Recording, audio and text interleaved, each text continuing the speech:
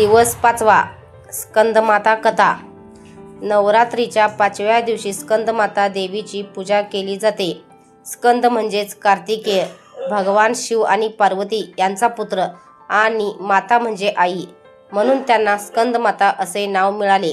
स्वरूपदेवी स्कंदमाता या सिंहावर आरूढ असून त्यांना 5 हात आहेत. 2 हातात कमळाचे फूल, एका हातात स्कंदकुमार कार्तिकेय आणि एका हाताने त्या भक्तांना आशीर्वाद देत असतात.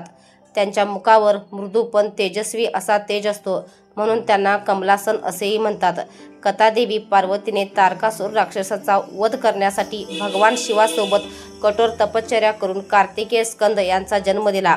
तारकासुराला वरदान होते की त्याचा वध फक्त भगवान शिवाच्या पुत्रानेच करावा.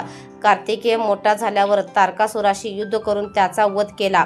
यामुळे जग पुन्हा शांत झाले आणि देवांना सुखशांती लाभली.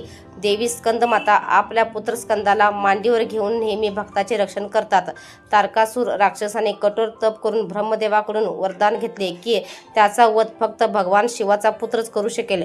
पण त्यावेळी शिवजी समाधीस्थ होते आणि विवाह करणार नाहीत असा संकल्प त्यांनी केला होता.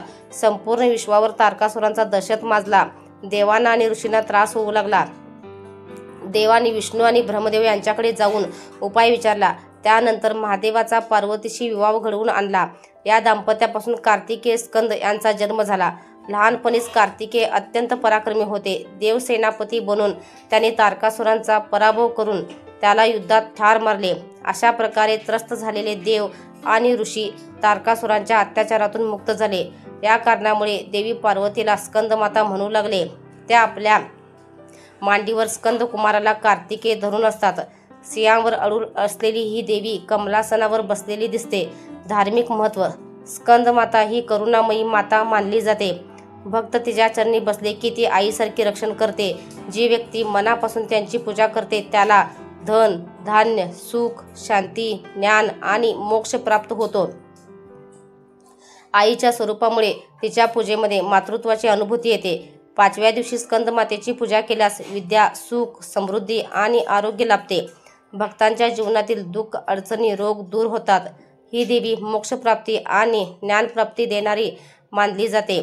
पूजनविधी. या दिवशी पिवळ्या किंवा केशरी रंगाचे वस्त्र परिधान करणे शुभ मानले जाते. देवीला कमळाचे फूल, केळी आणि गुळाचा नैवेद्य अर्पण करावा. ओम देवी स्कंदमाताये नमः. ओम देवी स्कंदमाताये नमः या मंत्राने देवीचे ध्यान करावे. व्हिडिओ आवडल्यास व्हिडिओला नक्की एक लाईक करा, कमेंट करा, शेअर करा आणि सबस्क्राईब करा. भेटू पुढच्या व्हिडिओमध्ये. धन्यवाद.